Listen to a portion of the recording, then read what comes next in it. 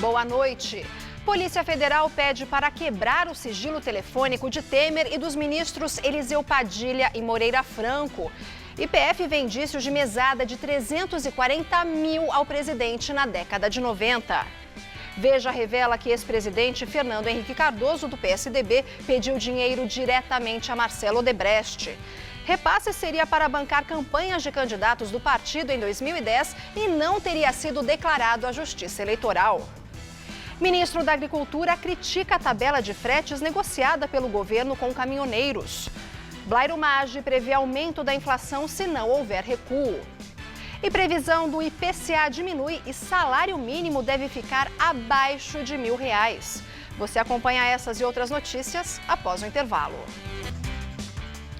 A Assembleia Legislativa do Estado de São Paulo aprovou a PEC, proposta de emenda à Constituição, que aumenta o teto do funcionalismo público para R$30 mil. A proposta de emenda constitucional aprovada pelos deputados vai beneficiar cerca de 4 mil funcionários do Executivo e Legislativo do Estado. Entre os servidores estão médicos, professores universitários, agentes da Auditoria Fiscal Tributária, oficiais da Polícia Militar e delegados de polícia. O teto, que é de pouco mais de R$22 mil, vai atingir R$30 mil até 2022. Foram 67 votos a favor e 4 contrários. O deputado estadual Davi Zaia, do PPS, votou contra a PEC. Nós temos categorias que recebem o teto do judiciário e categorias que, com importância equivalente dentro do Estado, que tem o teto do governador. Então isso é uma diferença e é um problema que nós precisamos resolver. Mas nós estamos vivendo um momento de aguda crise econômica e isso gera dificuldades para o Estado cumprir as suas obrigações. Já o deputado Vitor Sapienza, também do PPS, votou a favor e disse que a mudança do teto vai ajudar a fortalecer a carreira dos servidores e evitar a evasão de bons profissionais. Ele citou o caso dos professores universitários. Estava acontecendo uma evasão de competências, mesmo porque aquele que dá aula, por exemplo, da Faculdade de Direito, ele tem condição de tocar um escritório. Aquele que é engenheiro também toca engenharia. Aquele que faz pesquisa não tem como. A proposta, que tramita na casa desde 2016, já tinha sido aprovada em primeira votação em abril e agora em segunda votação. Por se tratar de uma PEC, ela não precisa ser sancionada pelo governador Márcio França, do PSB. O aumento vai trazer um impacto nas contas do governo de quase R$1 bilhão em 4 anos. O governo do estado de São Paulo disse que considera injusto e fora de hora um aumento nessa proporção para servidores que já são os mais bem pagos do funcionalismo público. Outro projeto polêmico envolvendo os ganhos de servidores públicos pode ser decidido na semana que vem pelo presidente da Câmara Municipal de São Paulo, Milton Leite, do DEM. O vereador vai assumir a prefeitura no lugar de Bruno Covas, do PSDB, que vai fazer uma viagem oficial a Londres. E pode sancionar o projeto que trata dos vencimentos de funcionários da Câmara, que além do salário podem receber gratificações. O valor atual pode chegar a R$10 mil. O projeto já foi aprovado na Câmara e, caso seja sancionado, o benefício poderá atingir R$16 mil. Polícia Federal encontra indícios de pagamento de R$300 mil a um sindicato da UGT, a União Geral dos Trabalhadores. É um desdobramento da Operação Registro Espúrio, deflagrada na semana passada e que apura a cobrança de propina a servidores do Ministério do Trabalho para a obtenção de registros sindicais. Os R$300 mil foram localizados na conta do Sintraresp, Sindicato dos Empregados em Restaurantes e Serviços de São Paulo e região. O dinheiro, segundo a investigação, veio da conta da UGT, a União Geral dos Trabalhadores, que representa mais de 600 sindicatos em todo o país. A polícia suspeita que o montante foi usado para pagar servidores do Ministério do Trabalho com o objetivo de obter o registro do Sintraresp. O presidente da UGT, Ricardo Patá, era um dos coordenadores do esquema revelado na semana passada. Para a polícia, a propina foi para as contas de servidores do Ministério, entre eles o ex-secretário de Relações de Trabalho, Carlos Lacerda, e seu braço direito, Leonardo Arantes, preso presos preventivamente. Leonardo é sobrinho do deputado Jovair Arantes, do PTB, que também está sendo investigado. O parlamentar, que foi relator do pedido de impeachment de Dilma Rousseff, integrava uma espécie de núcleo político no esquema, que incluía ainda os deputados federais Wilson Filho, do PTB, Paulinho da Força, do Solidariedade, e o ex-deputado Roberto Jefferson, presidente nacional do PTB.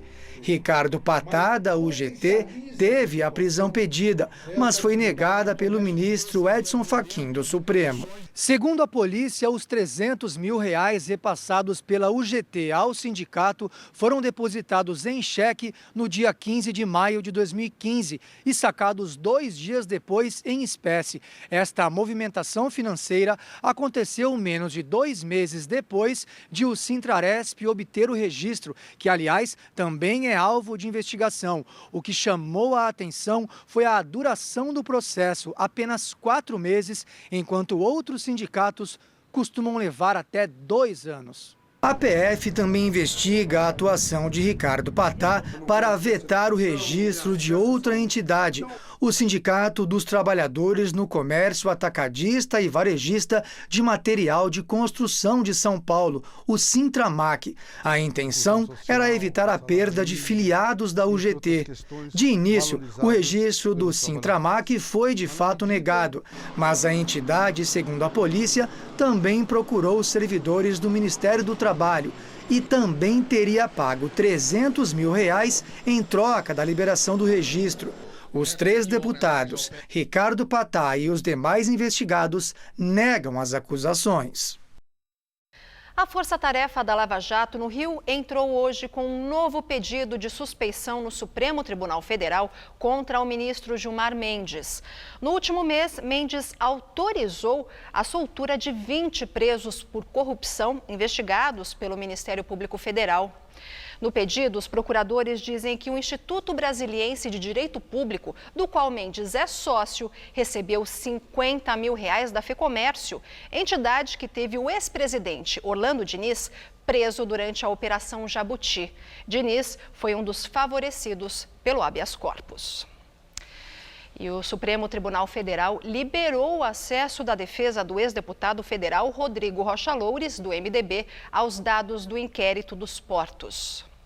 O ex-assessor de Michel Temer também é alvo da investigação que apura se o decreto dos portos, assinado pelo presidente, favoreceu empresas do setor, como a Rodrimar, e se houve pagamento de propina como contrapartida. A Procuradora-Geral da República, Raquel Dodge, foi a favor do pedido feito pela defesa de Rodrigo Rocha Loures. Segundo ela, os advogados do investigado têm direito de acesso às provas já documentadas nos autos e que passam informações úteis à condução da defesa. Loures chegou a ser preso no ano passado, depois que foi flagrado correndo com uma mala com R$500 mil nas ruas de São Paulo. O dinheiro seria parte de uma propina paga pela JBS Friboi, que, segundo os delatores da empresa, teria como destino o presidente Temer. A Polícia Federal pediu a quebra de sigilo telefônico do presidente Temer e dos ministros Moreira Franco, de Minas e Energia, e de Eliseu Padilha, da Casa Civil, todos do MDB. A quebra é referente ao ano de 2014. O objetivo é aprofundar a investigação sobre o pagamento de R$10 milhões feito pela Odebrecht. O acerto teria ocorrido num jantar no Palácio do Jaburu com a presença de Temer. A Procuradora-Geral da República, Raquel Dodge, se manifestou contrária ao pedido da PF. Agora, a decisão final será do ministro Edson Fachin. O presidente já teve os sigilos fiscal e bancário quebrados em outra investigação, a de que trata do decreto dos portos.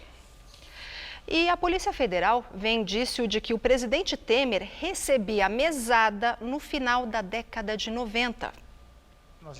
A suspeita não é nova. Consta de um inquérito que foi arquivado pelo Supremo em 2011. A prova em questão seria uma tabela que relaciona pagamentos no que seria um esquema de arrecadação de propinas no Porto de Santos, nos anos de 1990, quando Michel Temer era deputado federal, mas já definia as indicações para os cargos mais importantes da Codesp, a Companhia Docas do Estado de São Paulo, que controla o Porto de Santos.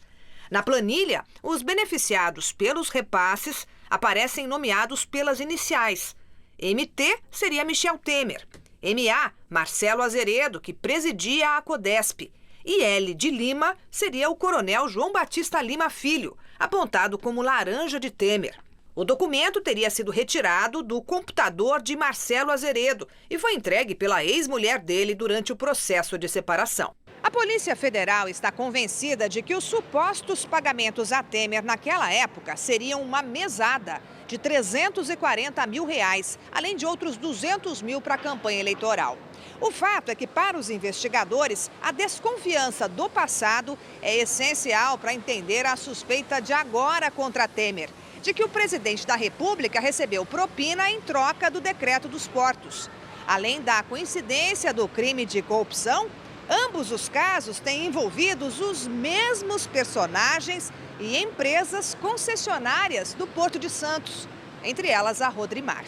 O decreto dos portos estendeu o prazo das concessões de 25 para 35 anos sem licitação.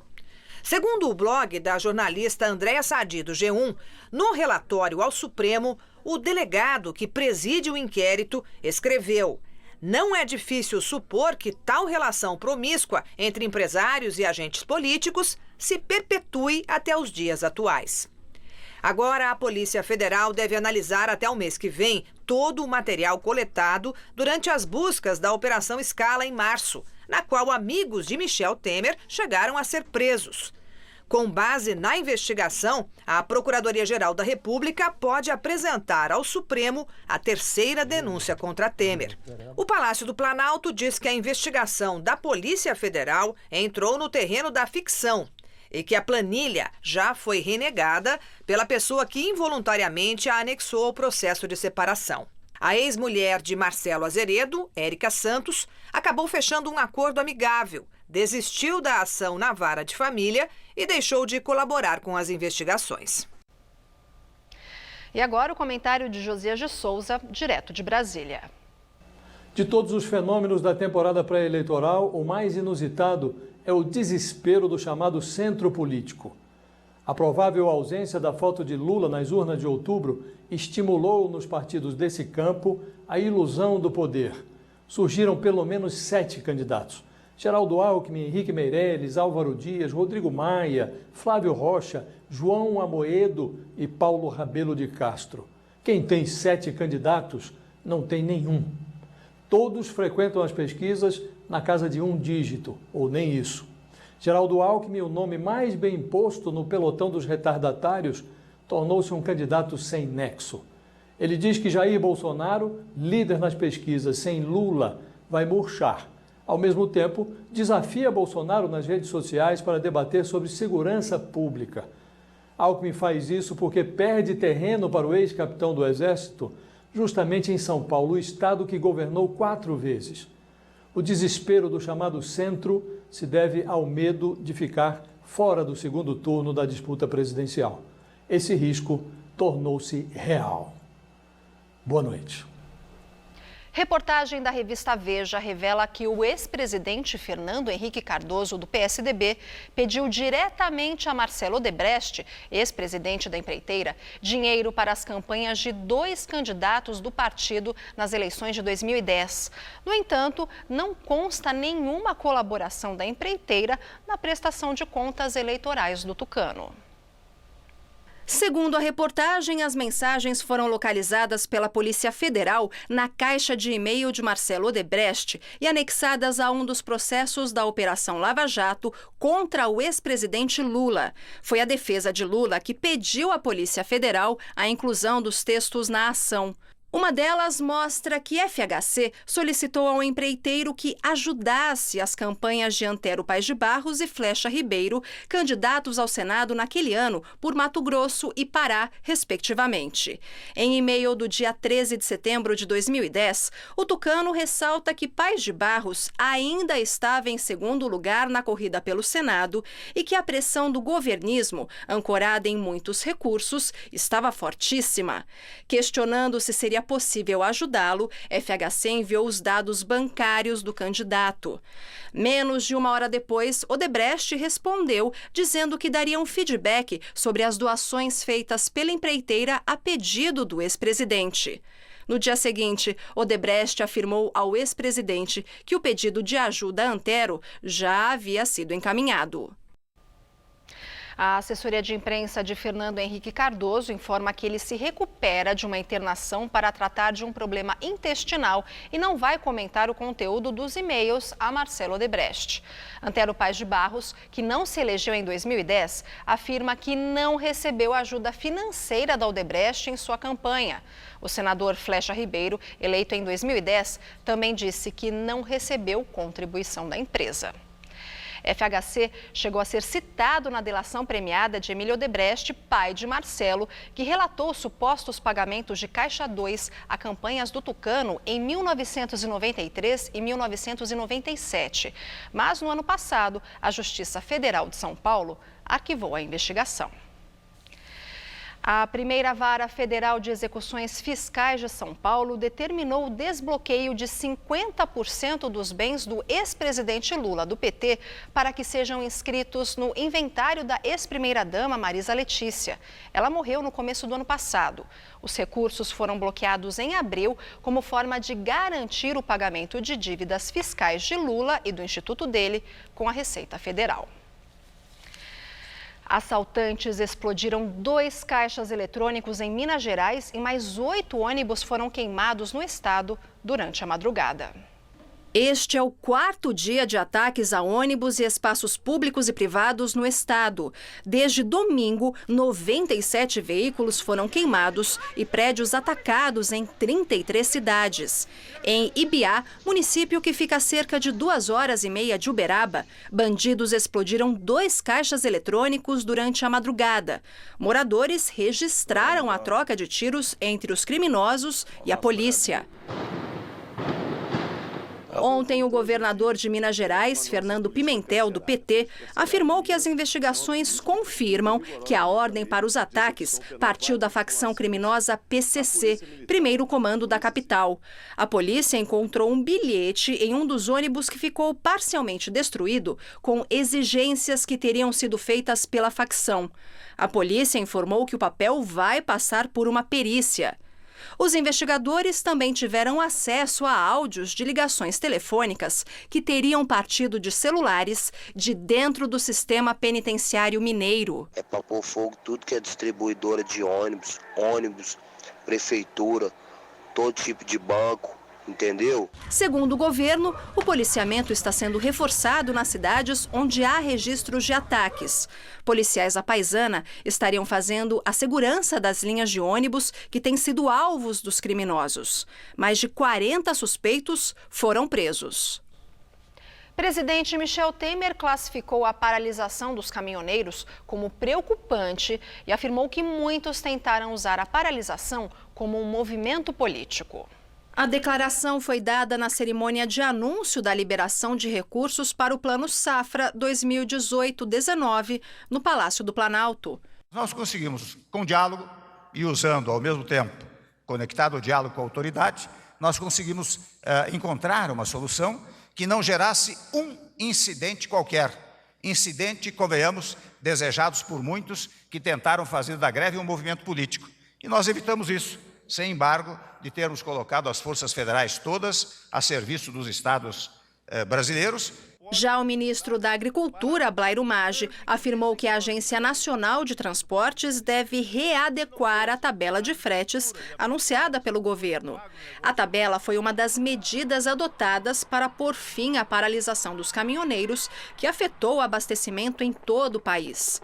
Porém, entidades do setor agropecuário criticam o modelo que poderia limitar o escoamento de grãos e as exportações em junho. Os valores que foram publicados praticamente dobrou, ou um pouco mais até, os valores que vinham sendo praticados na praça, vamos chamar assim. Então, saiu fora do contexto e isso é muito difícil para o setor agrícola, para outros suportarem. Ninguém está querendo fugir do acordo que o presidente fez, que foi feito. Agora, que ele seja justo para todos os lados, né? Segundo o ministro, a ANTT ainda não estipulou prazo para apresentar uma nova tabela de fretes. E agora vamos ao comentário de economia com Vinícius Torres Freire. O governo está discutindo como tabelar o preço do carreto, de frete de caminhão. Enquanto isso, o mercado financeiro está desgovernado, perto de bater no muro. Pelo andar da carruagem ou do caminhão no mercado, nesse momento estão sendo atropeladas as chances de a economia se recuperar um pouco, de escapar da estagnação. Os juros estão subindo sem parar. Isso influencia o custo do dinheiro para as empresas, o custo do crédito nos bancos, no crediário. O dólar sobe sem parar. Isso tudo é o descrédito final no governo de Michel Temer. O paradão dos caminhoneiros mostrou que o governo não controla nada, do Congresso às estradas. O caminhonaço também passou a impressão de que a desordem pode pipocar a qualquer momento. Mostrou ainda que a revolta da população é tamanha que um maluco também pode ser eleito presidente da República. O futuro ficou nublado. Na dúvida e com juros mais altos, empresas e consumidores jogam na retranca.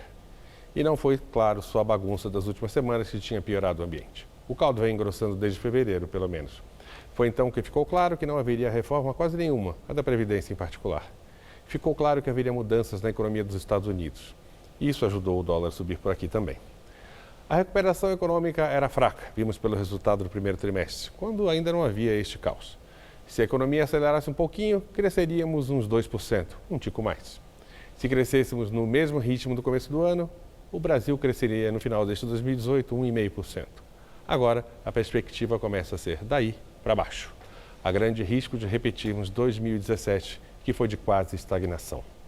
O tempo fechou.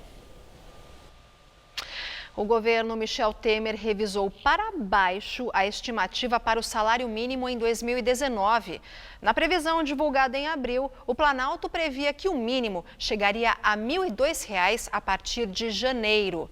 Mas na estimativa de hoje, divulgada pela Comissão Mista de Orçamento do Congresso, o mínimo a partir de janeiro deve ser de R$ 998. Com isso, o aumento previsto para o próximo ano passou a ser de R$ 44, redução de R$ 4 em relação ao anunciado no primeiro trimestre. Um mundo para chamar de seu, ou quase isso, os terrários têm despontado como tendência de consumo e decoração em São Paulo. São pequenos ecossistemas praticamente autossuficientes e que têm encantado os paulistanos. Só umas gotinhas de água a cada 2 meses. É tudo que o Jardim do Reinaldo precisa para ficar sempre verdinho. O jardim não. Os jardins, porque a coleção não para de crescer. Ele conheceu os chamados terrários em uma feira de antiguidades aqui em São Paulo e se apaixonou por esse universo autossuficiente. Por ser um microclima dentro de um vidro, né? Você observa a condensação de água, o nascimento de novas plantas num mundo microscópico. A natureza exige ser contemplada. Para a gente poder dar valor para ela, ela exige a contemplação. Esta loja em Higienópolis é um mundo dos mini jardins fechados. São dezenas de opções, muitas vezes com formatos surpreendentes, como essas lâmpadas incandescentes ou pequenos vidrinhos que viram colares vivos. Há 5 anos, Roger montou um terrário para um amigo. As encomendas começaram a aparecer. A experiência deu tão certo que ele abandonou a carreira de executivo em uma multinacional para ficar junto às plantas e miniaturas.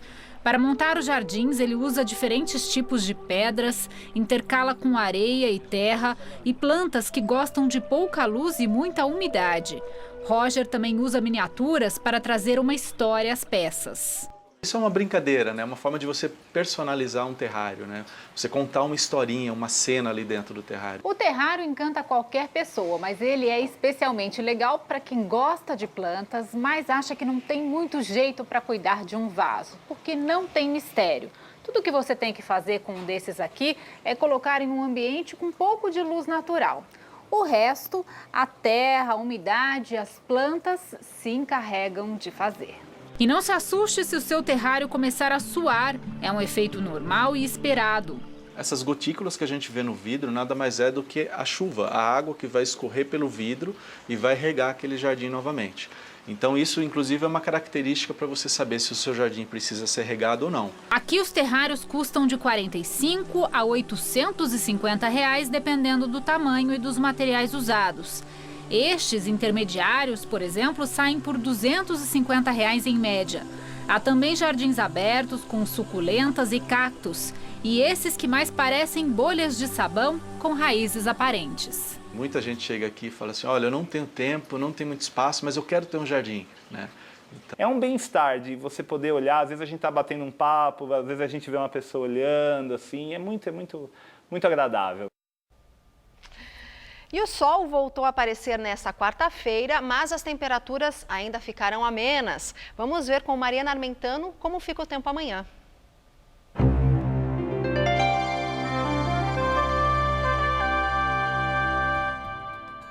Para amanhã, teremos muita nebulosidade em todo o estado e, com isso, as temperaturas não sobem muito e o friozinho continua. Nessa madrugada aqui na capital, teremos mínima de 15 e máxima de 21 graus com chuvas a qualquer hora. Aí, na sexta-feira, podemos ter só uma garoa pontual pela manhã e a máxima não passa dos 23. E no final de semana, o tempo volta a abrir apesar do friozinho. No sábado, os termômetros ficam entre 10 e 20 graus aqui na Grande São Paulo. E nós ficamos por aqui. A edição de hoje pode ser vista no site do Jornal da Gazeta. Uma boa noite. Assista agora a Rony Fon no Todo Seu.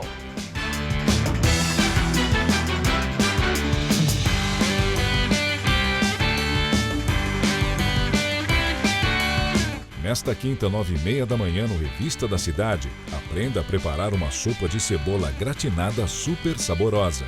Assista agora Todo Seu.